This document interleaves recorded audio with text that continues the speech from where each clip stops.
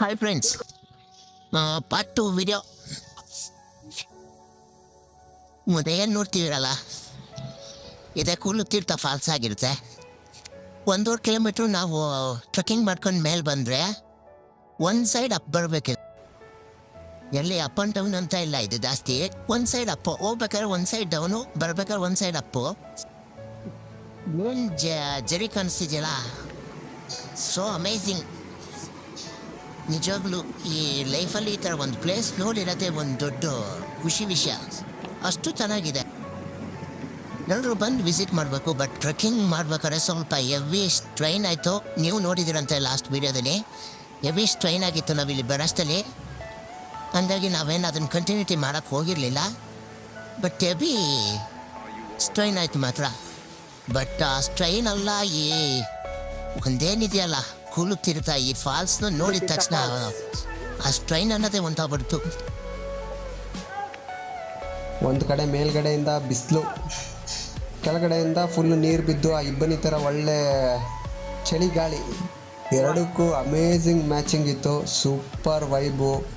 ಆ ಕರ್ವ್ ಥರ ಒಂಥರ ಈ 3D ಮೂವಿಲೆಲ್ಲ ನೋಡಿದ್ವಿ ಅವತಾರಲ್ಲ, ಈ ಕರ್ವ್ ಹೆಂಗಿರುತ್ತಲ್ಲ ಸುತ್ತ ಇದ್ದು ಸೆಂಟ್ರಲ್ ನೀರು ಬರುತ್ತೆ, ಸೇಮ್ ಅದೇ ಥರ ವ್ಯೂ. ಆ್ಯಕ್ಚುಲಿ ನೀವು ಇದರಲ್ಲಿ ಕ್ಯಾಮ್ರಾದೆಲ್ಲ ನೀಟಾಗಿ ಕಾಣುತ್ತಾ ಇಲ್ಲ ಗೊತ್ತಿಲ್ಲ,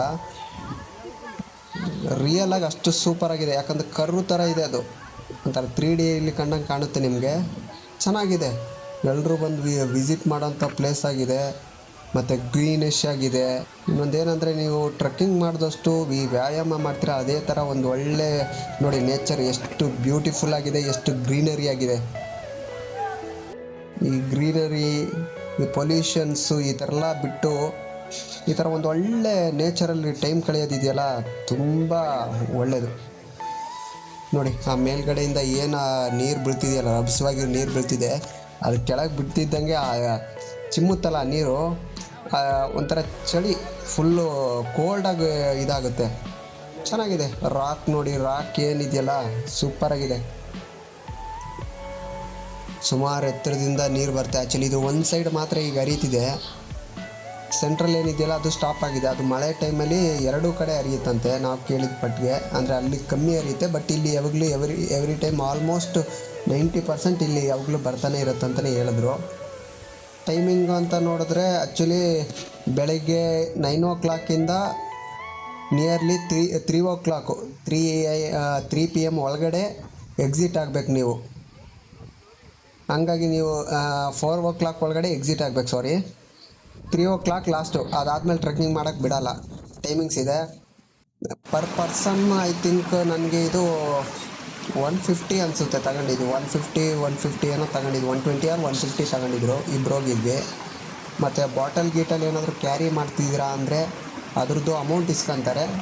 ಬಟ್ ಅದ್ರದ್ದು ಅಮೌಂಟ್ ನಿಮಗೆ ರಿಟರ್ನ್ ಹೋಗ್ಬೇಕಾದ್ರೆ ಅದನ್ನು ಕೊಟ್ಟರೆ ನಿಮಗೆ ರಿಟರ್ನ್ ರಿಫಂಡ್ ಮಾಡ್ತಾರೆ ಅಮೌಂಟು.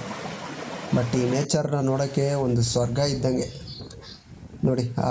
ಏನು ವೈಬು, ಪ್ಯೂರ್ ನೀರು ಯಾವ ಥರ ಹರಿತಿದೆ ನೋಡಿ ನೀರು. ನಾವು ಬೆಂಗಳೂರಲ್ಲಿ ಇದ್ದು ಕೆಂಗೇರಿ ಮೋರಿ ನೋಡಿ ಈ ಥರ ನೋಡಿದಾಗ ಏನೋ ಒಂಥರ ಖುಷಿ. ಚೆನ್ನಾಗಿದೆ, ವಿಸಿಟ್ ಮಾಡೋವಂಥ. ಆಗುಂಬೆ ರೋಡಲ್ಲಿ ಬರುತ್ತೆ. ಆಗುಂಬೆ ಮೇನ್ ರೋಡಿಂದ ನೀವು ಸುಮಾರು ಒಂದು 8-9 ಕಿಲೋಮೀಟ್ರ್ ಮುಂದೆ ಹೋಗ್ಬೇಕಾಗುತ್ತೆ. ರೋಡು ಅಷ್ಟೇ ಚೆನ್ನಾಗಿ ಮಾಡಿದ್ದಾರೆ. ರೋಡ್ಗಳು ಮಾತ್ರ ಸೂಪರಾಗಿದೆ. ಇಲ್ಲೇನು ಕಾಣಿಸ್ತಾರೋ ನಮ್ಮ ಗೆಳೆಯ ಗಿರೀಶ್ ಅವರು, ಖುಷಿಗವರು ಮಾತೇ ಬರ್ತಾಯಿಲ್ಲ ಅವ್ರಿಗೆ. ನೋಡಿ ಒಂದೊಂದು ಹನಿನೂ ಯಾವ ಥರ ಬಿದ್ದು ಸ್ಪ್ರೆಡ್ ಆಗ್ತಿದೆ ಅಂದರೆ ಯಾವ ಮೂವಿಗೂ ಕಮ್ಮಿ ಇಲ್ಲ. ಇದು ಅಷ್ಟು ಚೆನ್ನಾಗಿ ಬರ್ತಿದೆ ನೋಡಿ. ನೀವೇನು 3D ಅವತಾರ್ ಮೂವಿ ಅಥವಾ ಏನು ಗ್ರಾಫಿಕ್ಸ್ ಮೂವಿ ನೋಡಿದ್ರಲ್ಲ, ಸೇಮ್ ಅದೇ ವ್ಯೂ ನೋಡಿ ಯಾವ ಥರ ಇದೆ ನೋಡಿ. ರಾಕ್ ಮೇಲೆ ಗ್ರೀನರಿ. ಸರಿ ಫ್ರೆಂಡ್ಸ್, ಇಲ್ಲಿಗೆ ಈ ಕೂಲುತೀರ್ಥ ಫಾಲ್ಸಿಂದು ವಿಡಿಯೋ ಮುಗೀತು. ನೆಕ್ಸ್ಟ್ ಒಂದು ವಿಡಿಯೋದಲ್ಲಿ ಮತ್ತೆ ಸಿಗೋಣ ನಿಮ್ಮ ಜೊತೆ, ಎಲ್ಲನೂ ಹಂಚ್ಕೊಳ್ಳೋಣ. ಬಾಯ್.